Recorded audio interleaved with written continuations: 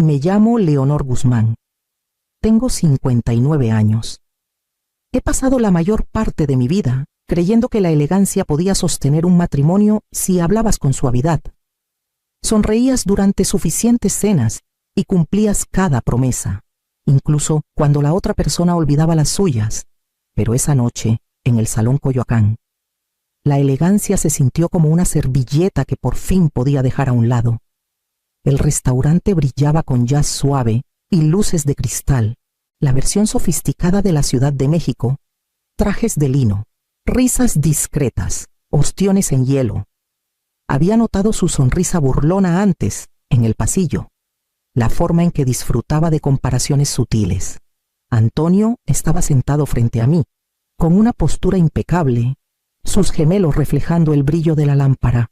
A su alrededor, 3 de sus viejos amigos de negocios, hombres que se recordaban mutuamente que aún eran importantes. El mesero sirvió champán, y Antonio alzó su copa.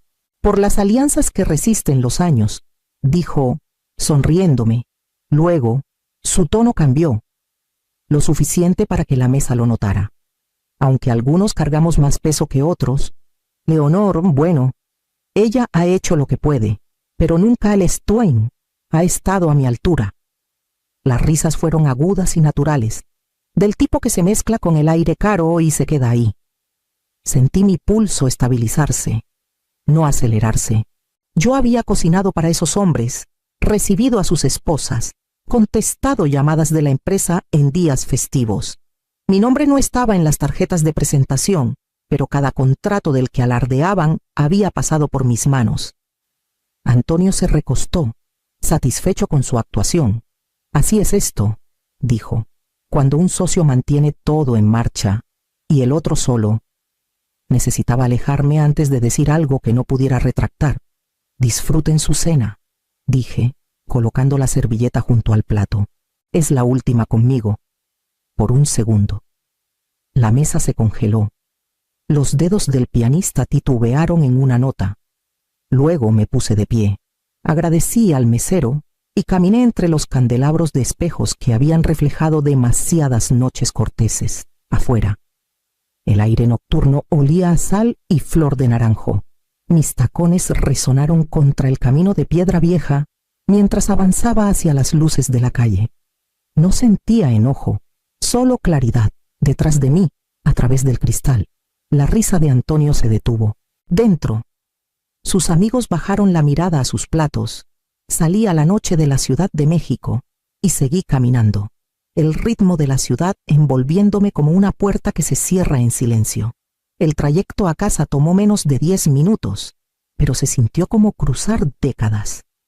Las farolas parpadeaban sobre el parabrisas, el mismo camino que había recorrido durante años tras reuniones tardías y cenas, regresando a una casa que hacía tiempo había dejado de sentirse hogar. Al entrar al driveway, la luz del porche brillaba tenuemente cálida, familiar y, de repente, extraña. Adentro, todo parecía montado como en una obra de teatro, y el leve rastro del perfume de Antonio flotaba, un eco de su presencia. Dejé mi bolsa en la consola y me quedé ahí, escuchando cómo el silencio se asentaba. Por primera vez en años, no me asustó. En nuestra recámara, saqué una maleta de cuero grande del closet, la que había comprado para un viaje que nunca hicimos. Doblé ropa con manos firmes, camisas de lino, unos vestidos, mis flats favoritos, y añadí la foto enmarcada de mi escritorio. Fue tomada hace 20 años, cuando abrimos nuestra primera oficina arriba de una panadería en el centro de Querétaro. Entonces parecíamos esperanzados, ambos inconscientes de lo fácil que la admiración podía volverse envidia. En el tocador estaban los relojes de Antonio, alineados como soldados en formación. Solía darles cuerda cuando él olvidaba. Esa noche los dejé intactos. El hotel que elegí era pequeño, discreto, con vista a la laguna de Chapala. El recepcionista, un joven de ojos cansados, no hizo preguntas, aunque mostré mi identificación como era necesario. Una noche dijo, tal vez más, respondí. La habitación olía a limón y brisa lacustre. Coloqué mi maleta junto a la ventana y observé las luces brillar en el agua, en algún lugar de la ciudad. Antonio probablemente estaba explicando mi ausencia a sus amigos, puliendo otra historia para proteger su orgullo. Al amanecer, preparé el café del hotel, amargo y débil, y abrí mi teléfono. Mis dedos dudaron sobre su contacto. Luego pasaron a otro nombre, Carmen Vargas, mi contadora de hace 20 años. Carmen, dije cuando contestó, mi voz tranquila. Necesito revisar todas las cuentas. Esta mañana, para el tercer día en el hotel, el ritmo de mi antigua vida ya sonaba como la rutina de alguien más. Desperté temprano. Respondí a algunos correos de clientes desde mi tableta y evité las noticias, segura de que el círculo de negocios de la Ciudad de México pronto estaría zumbando con rumores. Carmen me encontró en la cafetería del hotel con 2 carpetas y la cautela de alguien que ha manejado demasiadas crisis silenciosas. Revisé los libros, dijo en voz baja. Hay retiros que no puedo rastrear, y los gastos de los jueves de Antonio no coinciden con los registros de la empresa. Jueves, durante años, Antonio había dicho que esas noches eran para hacer contactos. Yo solía enviar comida, un pequeño gesto de paz, nunca reconocido. Lo que ahora parecía cruelmente irónico. La frase siempre había sonado inofensiva. Hasta ahora, esa tarde, mientras caminaba por el malecón de Puerto Vallarta, mi teléfono vibró con un número desconocido. Señora Guzmán, la voz era tentativa, femenina. Soy Alejandra. Trabajé como asistente de Antonio hasta el mes pasado. No debería estar llamando, pero usted merece saber qué está pasando. Dudó antes de continuar. Esas reuniones de los jueves no eran para convencer clientes. Se reunía con un abogado. Estaban planeando reestructurar la empresa sin usted, evitando cualquier decisión que pudiera tomar. Él decía que era solo negocios, pero su respiración se entrecortó. Está construyendo un caso, no un futuro. Me detuve junto al agua, el viento trayendo el olor a sal y lluvia primaveral. Por un momento, pensé en todas las noches que esperé a que su coche llegara al driveway, convenciéndome de que la dedicación parecía distancia. Gracias, Alejandra, dije. Mi voz me sorprendió tranquila, firme, como si siempre hubiera esperado esto. Cuando la llamada terminó, me quedé observando la marea moverse bajo el malecón. La verdad, como la corriente, siempre había estado ahí silenciosa, paciente e imparable una vez que giraba. 2 días después de la llamada de Alejandra, estaba de vuelta en el hotel, con una llovizna tenue nublado la vista de la laguna. Acababa de terminar una llamada con Carmen cuando sonó el teléfono de recepción. Señora Guzmán, hay un caballero que desea verla. Dice que se llama Rafael Mendoza. El nombre resonó como un susurro de otra vida. Rafael había sido socio de Antonio durante casi una década, antes de retirarse el año pasado. Amable, discreto, el tipo de hombre que siempre parecía fuera de lugar entre la ambición. Temía que, si no lo sabía, Antonio podría manipular más las cosas. Le dije al recepcionista que lo enviara. Llegó con un maletín desgastado y la expresión de alguien que ha cargado culpa demasiado tiempo. Te debo una disculpa, Leonor, dijo antes de que pudiera hablar. Debí decir algo hace meses. Abrió el maletín y me entregó un montón de correos impresos. Mi nombre aparecía en los asuntos, junto a palabras como preocupación, comportamiento errático, primeros signos de agotamiento. Los mensajes eran entre Antonio y un abogado, ensayando cómo presentarme como emocionalmente inestable, no apta para manejar clientes o finanzas. La voz de Rafael se quebró. Me pidió que lo respaldara. Dijo que era solo papeleo, precaución por si perdías la perspectiva. No le creí al principio. Luego mi esposa lo descubrió y se fue. Dijo que el silencio es igual a crueldad. Pasé las páginas, su peso más heavy que el papel. Mi letra, mi tono, tomados de correos de trabajo y retorcidos en síntomas. Rafael se frotó las sienes, con los ojos húmedos. Se está desmoronando. Leonor, el orgullo lo ha devorado. Puse los papeles de vuelta en sus manos. No, Rafael, dije suavemente. Ya terminó, solo que aún no lo sabe. Afuera. La lluvia se volvió constante, limpiando la ciudad con trazos lentos y deliberados. Para el lunes por la mañana, ya no temblaba al ver el nombre de Antonio en mi teléfono. Sus mensajes habían pasado de disculpas a acusaciones, luego al silencio. Era un silencio con el que por fin podía vivir. Carmen organizó una reunión con Patricia Torres, una abogada de Guadalajara en quien confiaba. La oficina estaba arriba de una librería de adobe en el centro, con el aroma a papel y lluvia entrando por la ventana abierta.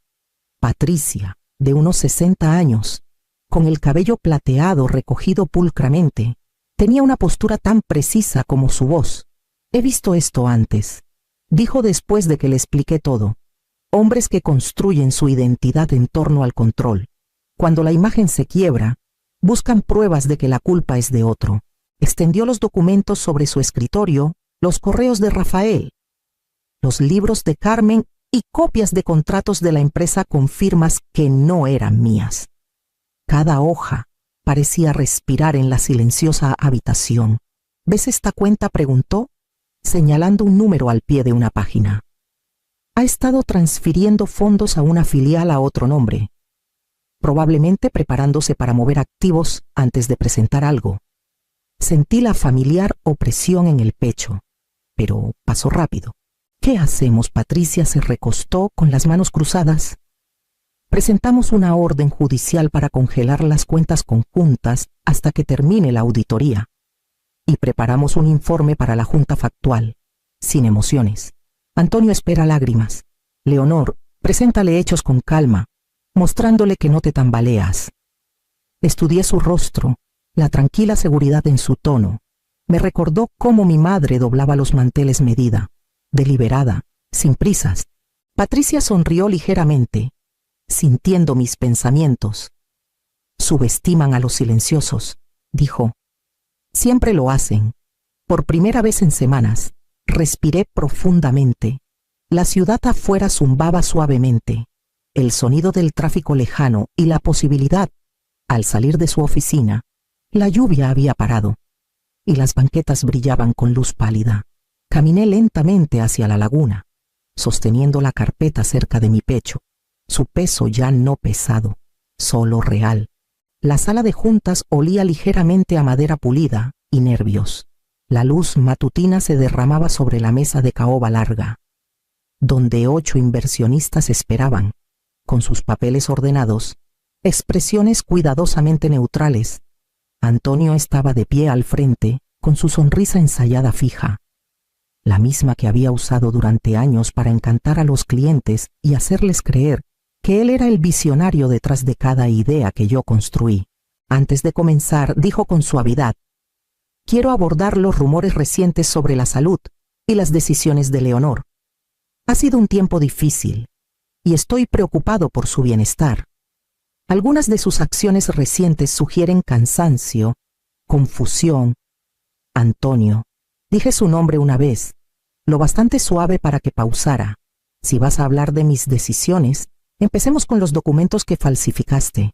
Patricia, sentada a mi lado, deslizó una carpeta por la mesa.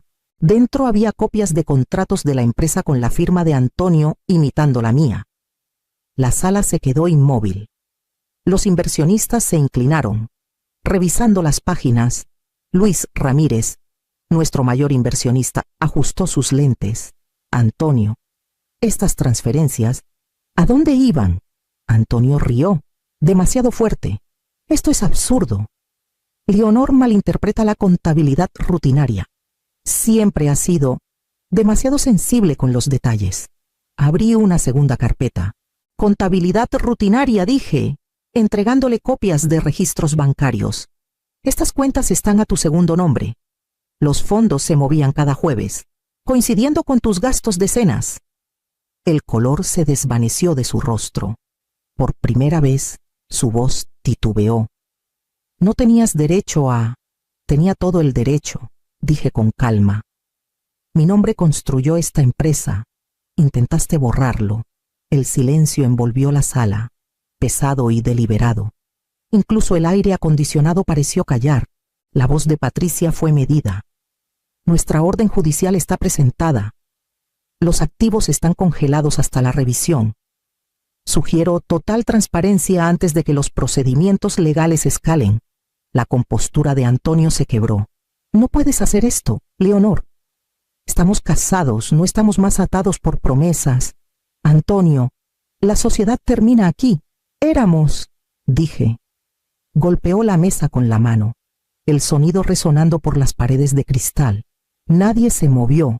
Los ojos de los inversionistas se habían desplazado completamente hacia mí. Recogí las carpetas. Las apilé ordenadamente y me puse de pie. Gracias por su tiempo, dije. Recibirán actualizaciones desde mi oficina. Al salir de la sala, el sonido de mis tacones en el piso de mármol fue lo único que me siguió. Detrás de mí, la voz de Antonio tropezó en el silencio. Para el fin de semana, la Ciudad de México lo sabía. La noticia viajó más rápido que la lluvia en el adoquín silenciosa. Brillante, imposible de detener. Sin titulares, sin escándalos, solo la elegante crueldad de los susurros en almuerzos y terrazas de clubes. Para el viernes por la tarde, el nombre de Antonio había pasado de conversación a advertencia. Carmen me llamó para actualizarme. Sus socios se retiraron de la fundación. Los inversionistas votaron para removerlo de la junta. Y el club de campo dudó. Le pidieron que suspendiera su membresía por ahora. Por ahora. Todos en la ciudad sabían que esas palabras significaban para siempre. Pasé mis mañanas en la oficina, reconstruyendo los proyectos que él había abandonado, y mis tardes caminando por el malecón de Veracruz. Las personas que antes me saludaban cortésmente en recepciones, ahora cruzaban la calle al verlo. Incluso los hombres con los que alguna vez jugó golf, hombres que prosperaban con arrogancia. Comenzaron a susurrar malversación a sus espaldas, su lástima más afilada que el desprecio. Una tarde, lo vi fuera de una cafetería en el centro de Oaxaca. Estaba sentado solo, mirando su teléfono, con los hombros encorvados. Su traje, antes impecable, lucía arrugado, su cabello desaliñado. Por un momento levantó la vista, el reconocimiento destellando en su rostro. Casi me detuve.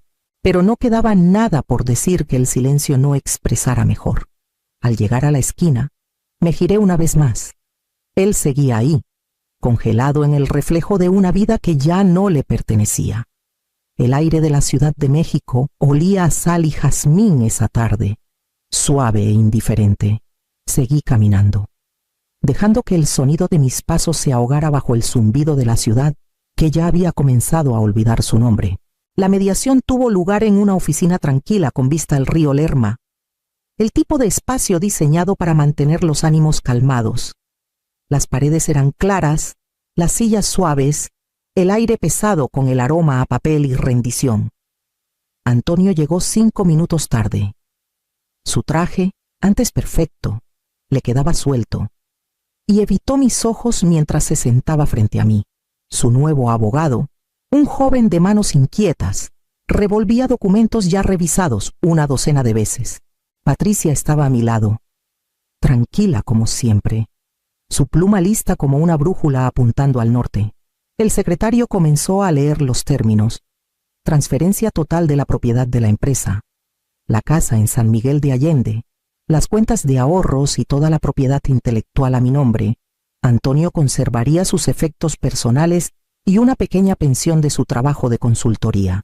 Sin pensión alimenticia, sin reclamos futuros, firmó cada página con precisión mecánica, su pluma temblando solo una vez.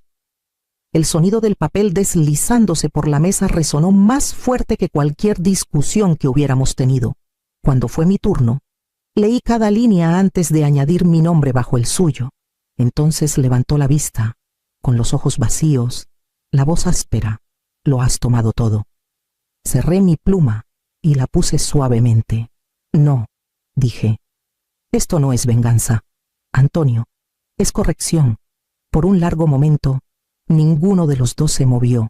El río afuera brillaba débilmente por la ventana. Su corriente tranquila, Sin prisa, inevitable. Cuando la sesión terminó, Patricia recogió los archivos y señaló la puerta. Antonio permaneció sentado, mirando la mesa como si aún pudiera negociar con el pasado. Salía el sol de la tarde, el aire cálido y permisivo. El viento traía un leve aroma a flor de cempasúchil. Y en algún lugar cercano, una campana marcó la hora. La primavera llegó temprano ese año, suave y deliberada, como si la ciudad misma ofreciera una disculpa silenciosa. Las bugambilias florecieron a lo largo de la avenida Reforma, y por primera vez en meses, caminé por el centro histórico sin sentir el peso de lo que había terminado. Los papeles habían sido finalizados por casi medio año, cuando firmé el contrato de renta para una pequeña oficina de ladrillo cerca de la Universidad de Guadalajara. El letrero en la puerta decía Fondo Creativo Guzmán.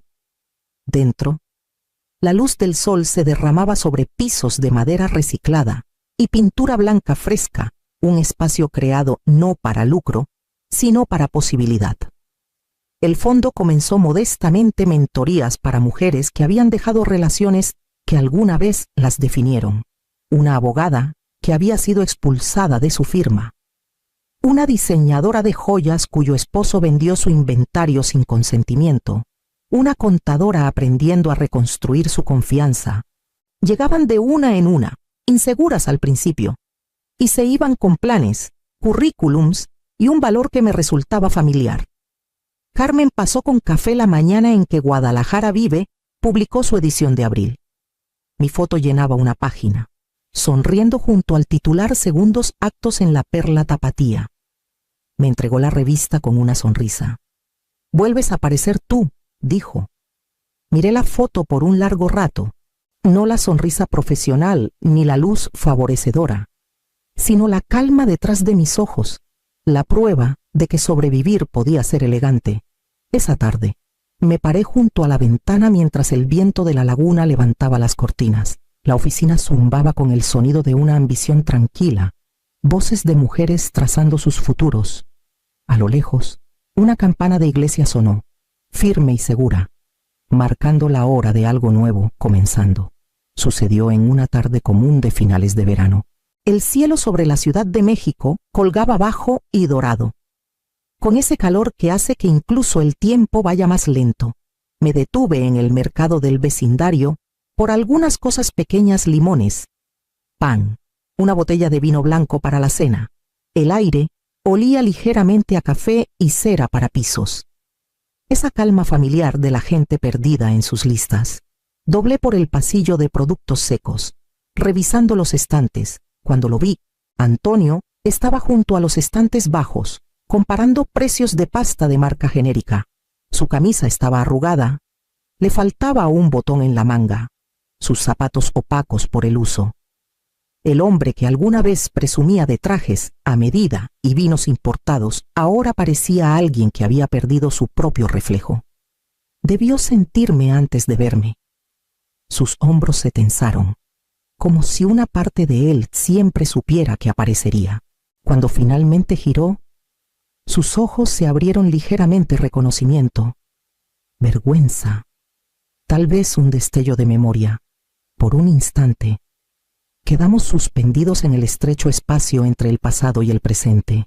Luego asentí, cortés, como se reconoce a un extraño que alguna vez conociste. Abrió la boca, pero no salió ninguna palabra. El zumbido del refrigerador llenó el silencio donde pudieron haber vivido las disculpas.